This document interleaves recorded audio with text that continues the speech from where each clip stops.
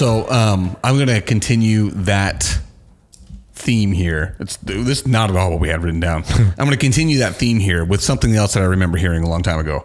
And it's great advice, I think, regardless of what your religious beliefs are. Okay.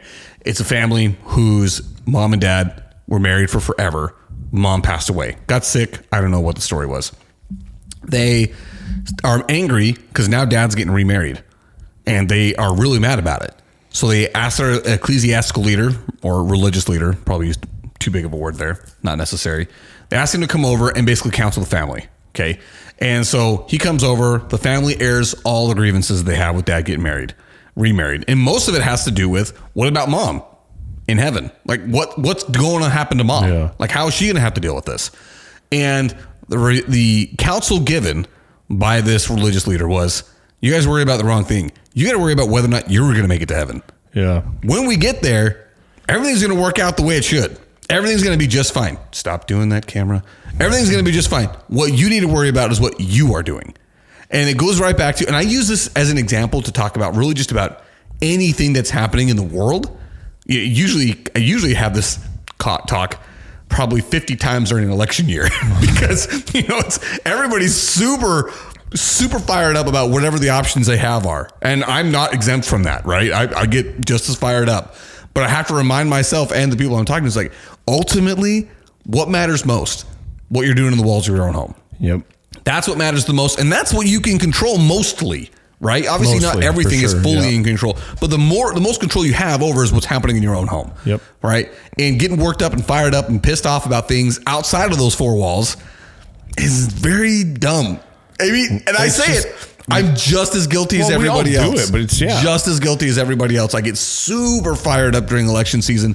And at the end of every election, I see the results. I'm usually really pissed.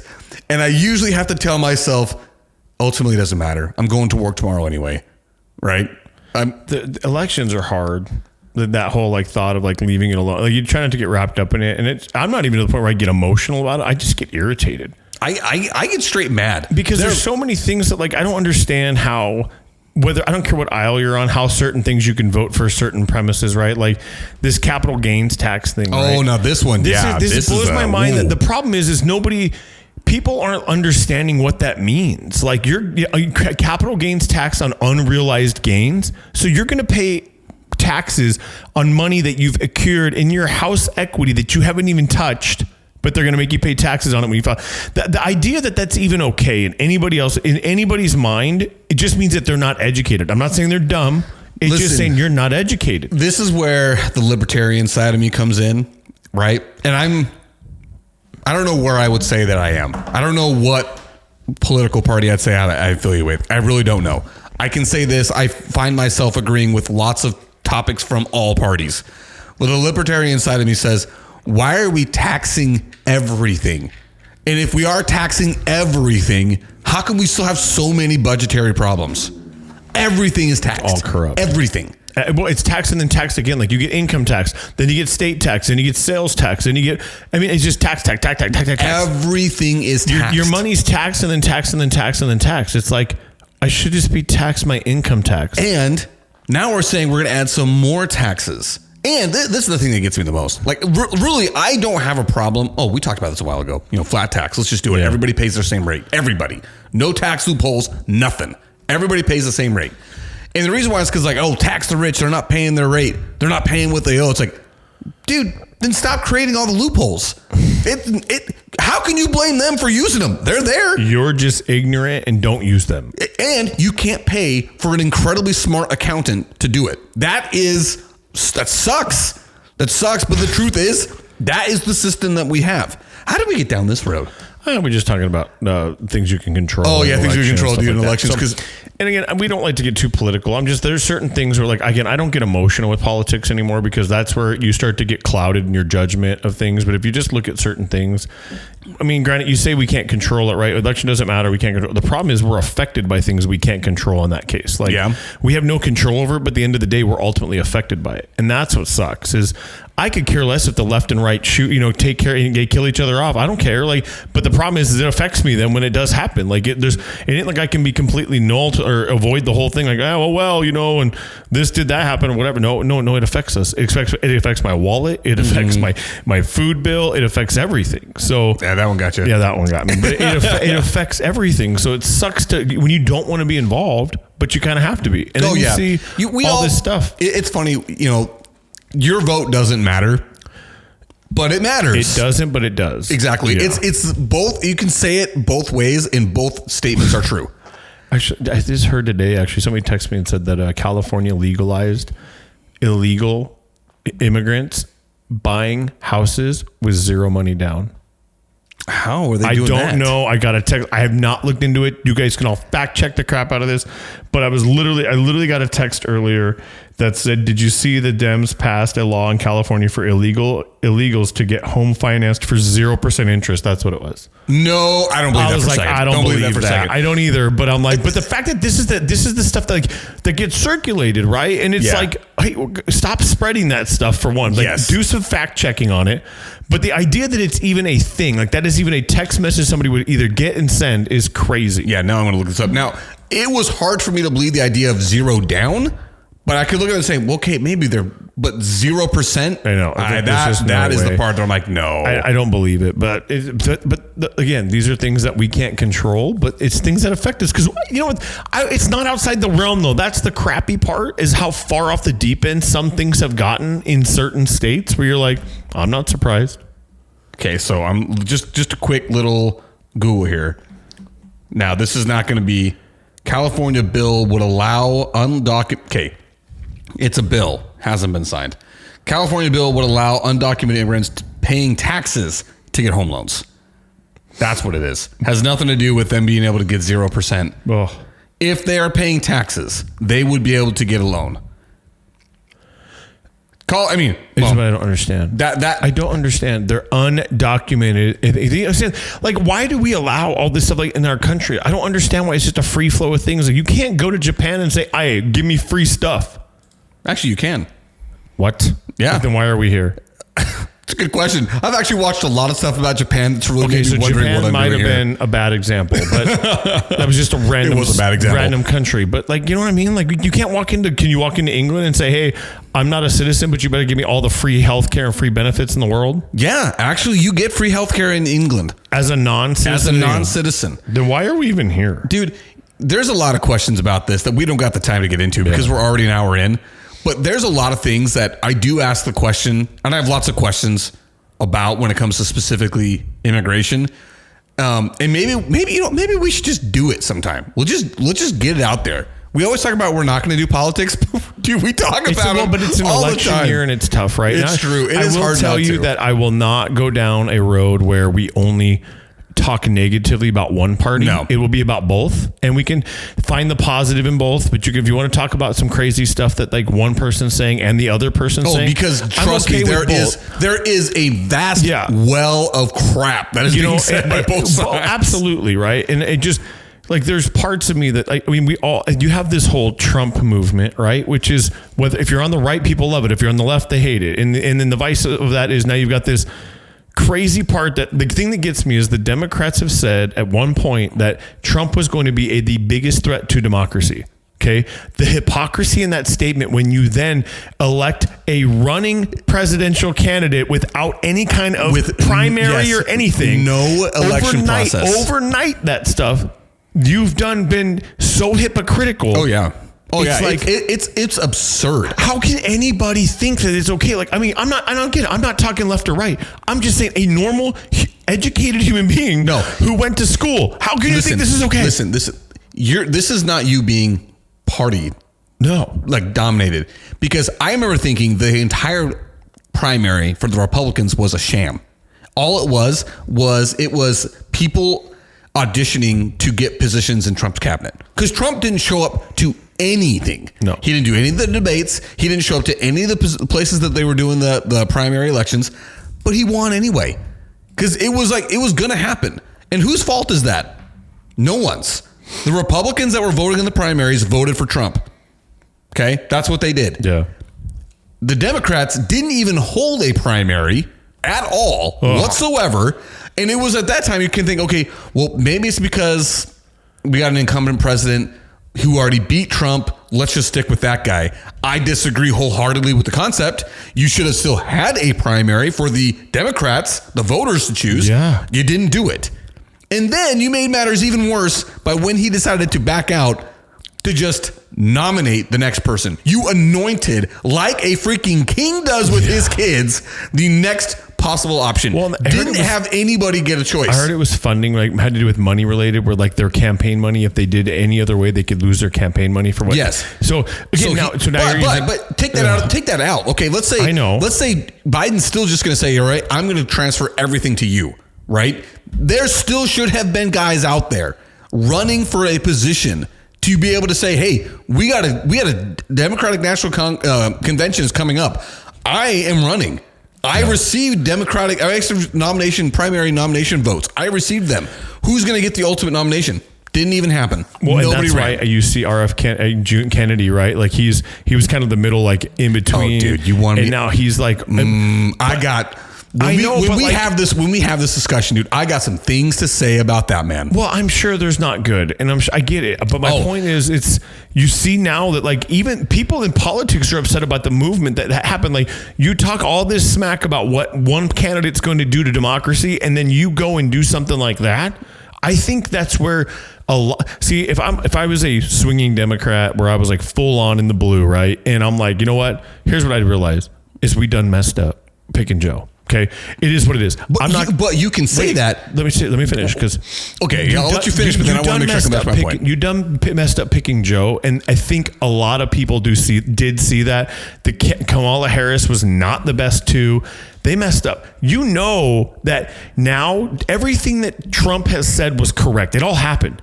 Instead of spending the next 4 years or the next 6 months or whatever they're doing right now, diving in and trying to badmouth and just trying to win off of hate and all this stuff. Why don't you know you've only got 4 years with Trump? You know what you had last time? You had a decent economy, which anybody would argue is true, right? Which anybody with half a brain. You had good housing, good economy, good fuel prices, good world leadership, all this kind of stuff, right? You only have them for 4 more years. Why don't you spend the next 4 years building a candidate that can then beat the Republican Party out, who's actually worth a dang? Someone that I may vote for. Like, you know what I'm saying? That because I don't want some rhino right-handed guy. I don't want some crazy left. But what if you find someone in the Democratic Party that's like, look, hang on. Like we can find a happy medium here, and we can still go back to our old Democratic Party, the Kennedy days and the Reagan days, or not Reagan. I don't think Reagan was he was a Republican. Yeah. So, but you could have a good sitting family of that, right? But instead, we're doing this whole hate thing. Like it drives me nuts that I don't hear anything about. All you hear is good right now. The media is so controlled. Even on radio stations, all you hear is good about Harris and bad about Trump. I want to hear both. Make it fair. Stop trying to control it. And then you have Zuckerberg coming out and saying, oh yeah, the Biden administration tried to censor free speech for us, right? This is him saying he's now testifying to this stuff, which is crazy in the whole scheme of the whole thing. So again, why are we spending so much time as a country trying to knock one guy off where in 4 years, you know what you're going to get? You just kind of have an idea, right? We took his Twitter, you take his Twitter away and I think things change, right? But you know, he's a human being. He can tweet.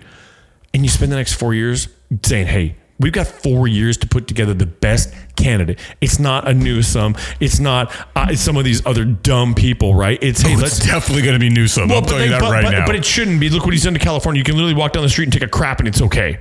Hey, it's not okay. You got your opinions. I'm just telling you right now, he's pretty popular. I don't know how he laughs about homeless stuff. He laughs about all this stuff. I mean, you can literally walk down the street right now. Let's not make this a conversation about Newsom. I know. I derailed you there. I didn't mean to. So again, just spend 4 years finding a good candidate that everybody would want to vote for, not just the people that want to unseat a rhino Republican. It's this is an actual person that maybe they started out on the right, now they're left, and they're like, or they're more middle left or whatever, but they're like, look, let's find some common ground here for the better of our country. I'm going to poke some holes in that right now. That's fine. And the reason why I'm going to poke holes is because what you are asking for is something good. We're not going to get something good. That's the problem. If anything, that since 2016 has shown me, it's that we don't get good candidates anymore. Good candidates get washed out by the extremes on both sides. Ugh. The good candidates, those guys, when they run, they get laughed off the stage by guys like Trump, who sit there and don't talk about policy, but just sit there and attack them until they're like, you know what, screw it, I'm out of this. Or they get somebody like Hillary Clinton, I'm going back to 2016, who was going to get the nomination no matter what because she was the first female running. Right? That's what you get now. We get the extremes on both sides. We do not get somebody that's in the middle that can actually look at the country and say, we got people on both sides here. They got a lot of ideas that actually are kind of the same ideas. How do we get to that? I don't know. I think it's gone. And I know that that's a real negative outlook, but I look at it and I've said this to you before. The politicians we have now, and I'm thinking of one in particular, but when the day that we actually go down these roads, I'm going to throw it all out there. Found a possible way to throw a wedge right into the middle of the country and took a sledgehammer and jammed that wedge into it to create the biggest possible divide that he could ever make so that would work in the best interest for him. And it has. It's totally worked. And now we got extremes on both sides. It's gross. And that's all we get now. I hate it. And going back to your whole thing about like with Joe, they picked Joe. That was the wrong choice. They didn't even, he was, do you remember the scandal about how when he got his nomination, they basically iced Bernie Sanders out, wouldn't allow his nomination votes to work. And so they picked Joe Biden instead. Because they kind of looked at him and said, this is the guy that people will vote for because he's vanilla. Right? Yeah. He's an old guy. He's been in office before. He's been around for forever. Been in office before. This dude's been in politics since before we were born. I was going to say, he's been around for forever. He's been around. Limits. He can go down that road too. Oh, now, dude, yeah. Now you're... Okay. Later. We'll go down that road later. Dude, yeah. I'm just like sort of like... Dude, the energy is picking up right now, and I don't need that right now. And people got to understand, you and I, we kind of we side the same, but the way we get to the places are way different, right? Our beliefs are kind of like we have the same kind of ideology with some stuff, but you and I are going to have a conversation about this, and we're not going to agree. No, and we're going to be fine with that. We're totally fine with it. We're going to be fine with that. So it'll get entertaining for them listening, because I know you don't want to hear politics, but here's the deal: we're not sitting on the same side of the table arguing for the same point. There are going to be things that we don't agree on. Oh yeah, and I'm okay with that. Yeah. Like that's part of this country. It's great to have a disagreement in a conversation, and then we can go out and have a hot dog. Yes, you know exactly. And that's why I'm saying this is the problem. Why we don't get people that are willing to have a conversation. We only get extremes because that's the only people that get headlines. The only people that get headlines are the ones that say the most outlandishly stupid things about the other side, because the networks that we have, the media that we watch, those are the ones that report. My camera just died, didn't it? Yeah. Freaking piece of garbage. I was looking to see. I don't see your hands moving over there on the screen. Oh, whatever. It's about that time anyway. Yeah, it is. We didn't even get to a couple other things I had that I really wanted to say. I'm going to say this one really quick because this one is super important to me. Did you watch the Vanderbilt Virginia Tech game, since we're talking about college football? I did not. Vanderbilt. When you think of Vanderbilt, do you think of football success in any way, shape, or form? They have games. They don't have seasons. Okay. You know what I'm saying? Yes. That's dude. Good on you. That was probably the best way to describe Vanderbilt. Yeah. They are an academic institution. That's 100%. What they are. They are an academic institution that happens to be in Nashville. And so because they happen to be in Nashville, the SEC wants that market. And so Vanderbilt gets to play in the SEC, the most dominating football conference in college football without question. Anybody wants to debate it? You're wrong. You're just wrong.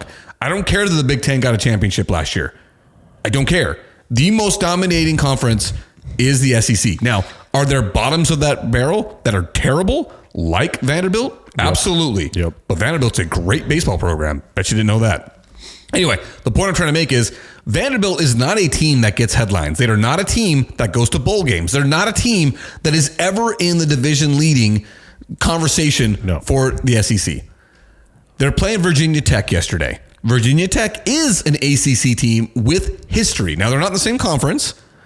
The Virginia Tech is in the ACC, but for Virginia Tech, they have a good history of good teams. Are they the ones that come out to that song, Enter Sandman? Who comes out to Enter Sandman? That might be them. Remember I sent that to you? Yeah. I want to go to that game. Yeah, it was solid. I sent to my buddy that, and he's like, I've been there, and it's an experience you can't even understand. But it's a legit historical program. Mm-hmm. Michael Vick went there. His brother went there. Like, there have been real athletes that went to Virginia Tech. Frank Beamer was the coach forever. Really good program. Okay, now they haven't been dominating, but they're still in the conversation of could they win the ACC this year, every year. Okay. I think I did a good job of explaining the difference between the two programs. Okay. Now, yesterday, Vanderbilt's got a new coach with a new quarterback from New Mexico State. The Aggies in Las Cruces, New Mexico. Okay. This is a new pairing. They are doing something I never thought possible for Vanderbilt. They are actually looking like they might win this game. It's the end of the game. It's 27-27. And Vanderbilt's actually driving. And the whole time I'm thinking, dude, they've been aggressive this whole game. They're going to do the right thing. But guess what they do as clock is running down? They play for the field goal. Ugh. This is college football. You never talk about cowardly. Never play for the field goal. Never. No. Okay, in the pros, if you've got Brandon Aubrey, fine. Did you see he hit a 65-yard or dude shattered the record? Well, 67 yards or some nonsense. I would say half the kickers in the NFL, you can play for a 45-yard field goal and feel confident that we've got a real good chance. Now, things happen. But, 45 yards in the NFL, half the kickers in the league. Arguably a chip shot. Yes, arguably. Over 50, now we're getting to a little bit of, I know that's only 5 yards, but, it's a little bit of difference, okay? I agree. So because 5 yards is 15 feet. I mean, that does make a difference. So anything over 50, you start to get to yourself a little bit like, I don't know, maybe we can do this. But still, I think half of the kickers in the NFL could do that. In college, bro, over 30 yards, you are doing some Hail Marys. You're crossing your fingers. You're rubbing the lucky rabbit's foot. Kickers in college don't hit 40 with any regularity. Okay, so Vanderbilt is setting up for a 43-yard field goal, thinking that this is going to win the game. Spoiler alert: nope, wide right, not even close. Ugh. Going to overtime. Now, luckily, Vanderbilt pulls it out in overtime because that quarterback they got. Did the job, dude. I mean, I was really impressed watching him. Okay. But at the same time, I wanted to go and just choke that coach. Never play for the field goal. You had 3 timeouts. 3 timeouts when you got the ball back with less than 2 minutes. I don't understand how, I've never been a head coach, so I won't talk too much. But my problem is, what got you to where you're at is the aggressiveness. The aggression. And then the last 2 minutes, you're going to be like, let's play it safe. No. Yes, but I want to get as close as I can. If I'm going to kick a field goal, I want to do it for the one. Dude, now, it's one thing, Jason, if you've been struggling to move the ball all game, like where it has been you are inch to inch. Like, man, these guys have really got a number, but we're just barely squeaking by. Dude, Vanderbilt was moving the ball even in the last minute of the game. Yeah. They were moving the ball. Yes, exactly. They got to the end. We're like, we're just going to go dive middle. And we're going to go ahead. Dude, you've been moving the ball. Run some read options to the outside. Do a swing pass to the outside. I mean, something. I mean, I know you're trying to bleed the clock. There is some matter of that. But at the same time, dude, you can't play for the field goal. Don't play for the field goal, guys. Not from that far out. Now, 30 yards? Okay. 35? I would even hear 35 and say, listen, if you're within 35 yards, you're probably pretty good, right? Anything over 40 in college is, no, we're not doing this. Oh, and that college kicker, number 88, bro, get a new number. That is way too cool a number for a kicker to have. All right?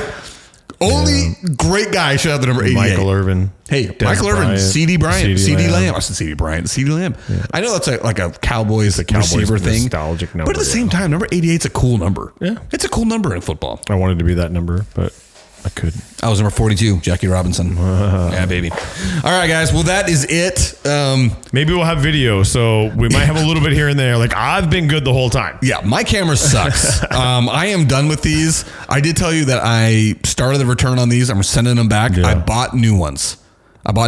In fact, I bought one that came with a travel pack. That's got like an attachable mic. So I was like, dude, when we go to Maine, we're going to be able to do some stuff there. We do a little stuff on the porch and just let it be audio and have a little bit. Oh, we can do that. Dude, that house is going to be dope. I keep looking at it, dude. It's right on the bay. Shalay keeps talking about it too. She's like, I'm so excited. She's like, if we don't ever leave the house, I'll be fine. Yeah, there's so much stuff to do there. I mean, we're going to leave because I had told Jana today, I was like, listen, I'm going to eat. I'm not going to eat. I know I'm not going to want to eat too bad all the time, but I cannot get enough lobster. Like, I want lobster and rice. That's all I really want. I mean, I don't know why I was thinking, when you said lobster, I started thinking of butter. And then I started thinking of butter. I started thinking of Jana being bougie butter. Mm-hmm. I got some butter from Butcher Box. Oh, shoot. I'm excited to try it. It's real straight butter. I'm excited to try it out, man. Have you talked to your neighbor about sourdough bread? Oh, do you trust me? Asking for a friend. The order is in. The order is in first week of October. Jalapeno you know what's funny is my food reels are so bad right now, but I've saved a lot of collection things on Instagram, but I really want to start using my air fryer. And like, if you mix that, I want to try cottage cheese bread so bad where it's a half a cup of cottage cheese, 1 whole egg and some seasoning. And then you blend it up real good. And then you pour it on like a sheet pan with like parchment paper and you bake it for like 45 minutes. And it's like a flatbread, a high protein flatbread. Or there's another one that's you make egg whites, like you get them where they're peaked and you put cottage cheese in them, whatever, and you put it in a loaf pan and it comes out like a loaf of bread. And they're like, yeah, I've saved. I keep sending it to everybody, or I keep saving it because I always want to try some random stuff. And the air fryer thing, everything looks good on the air fryer. Yeah, it does. It absolutely does. I've done a steak in the air fryer. Was not upset. Really? Yeah, was not upset at all. That. In fact, I saw one today where I never tried this. They threw it in there straight frozen. I'd never tried that. They threw it with frozen pizza in there. See, I've done pizza. Mm-hmm. Have I done pizza? Yeah, I've done pizza in it. I like it because it gets real crispy. Yeah. But, like reheat your pizza from like if you come back. First off, who comes back with leftover pizza? Like, I don't know. Is that a thing? I say this all the time. My favorite thing about pizza on Saturday night is pizza Sunday morning. Right. I mean, I love it. You better get a lot. Like, dude, I want to go to Venetia's and get one of those party pizzas, and then that way I have leftover. But I'll tell you, if I'm going out to eat, going out to pizza, I'm not bringing pizza home. Pizza's getting eaten there. I already know. I'm having the Mala pizza. I tell you about this pizza with French fries on it? No. Bro, with French fries, listen, dude. Okay, you're gonna have to sell me on this. Venetia's Pizza has it. Okay, I was going down this food thing, and I'm looking at all their stuff because I really wanted pizza. This was a couple weeks ago, and I was like, oh, what kind of pizza do they have? So I got the basic meat lover, blah, blah, blah, and I see this thing called the Mala, and I'm like, the Mala, and I look, dude, it is grilled chicken, bacon, and your cheese and stuff, but then it has French fries on it. And I'm like, yes. I don't know, man. Their French fries, I'm telling you, Venetia's French fries are hit. But here's the thing. I don't want it cooked. I don't want the French fries cooked with it. I want them to pull the pizza out and I want them to dump French fries on it. So you kind of can fold the pizza with it, or I can eat the French fries by themselves. I don't want it in the sauce because I don't want sogginess. No, yeah. See, that's my thing about French fries. I am a total snob when it comes to fries. They had better be almost potato chip crispy. I want crunch. I'll tell you, they make good French fries. Okay, because my thing is, if they're soggy, garbage. I am not touching soggy fries. Not touching them at all. Like, I get that. I don't care if they were hot and soggy. I mean, take them back. I'll eat any French fry, but I do appreciate a good crispy French fry. Dude, that's one of my favorite things about the air fryer is being able to make my fries at home. Because, dude, if I go out to eat and I bring something home, I don't eat the fries. They're going right back into the air fryer. And then I'll eat the fries after that, dude. And get them nice and crispy. That's what I like, dude. All right, man. I think what we're going to have to do is we're going to have to do 20-minute segments. I think that's what it is. We're just going to have to get better about planning what we talk about. And we're going to have to actually do 20-minute segments. And I'm always saying that because if these other cameras... For now, we're going to figure it out. We're going to go sit behind an actual podcast and figure it out. One of the podcast shows that I actually watch and listen to on YouTube. I listen to the podcast when I'm on the treadmill, then I watch it on YouTube when I'm at the office. And it's because it's a news podcast, so I feel like I got to get the information. And they do theirs in 24-minute segments. 24 minutes, next episode. 24 minutes, next episode. And that will do like a 2-hour show, but it's all 24 minutes. So, and they usually have similar commercials in there on the podcast, but if you're watching on YouTube, they don't have them. So I'm thinking it's like, that's probably just the route to go. Maybe. One, also because I know uploading anything on YouTube for over an hour takes forever. Yeah. So anyway, all right, guys, we're going to have something to upload. I am going to have something to upload because we did get something to record. Yep. So, all right, I got nothing else, man. All you cheese bags, stay fresh out there. Like fat kids in dodgeball, we're out.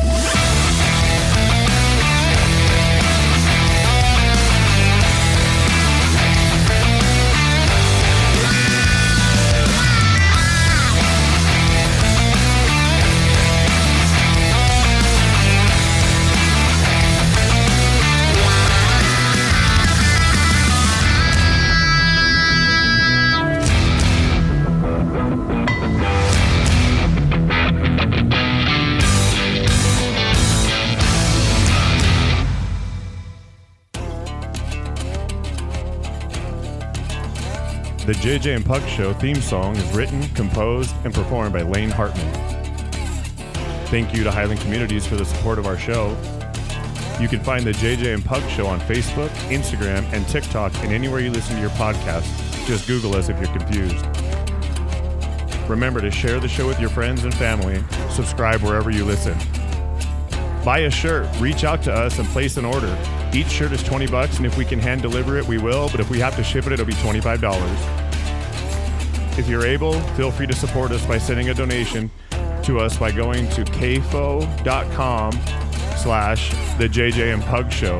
That's ko-fi.com/the JJ and Pug Show. And thanks again to all who listen. We really appreciate your support for our show, and we hope to continue to grow.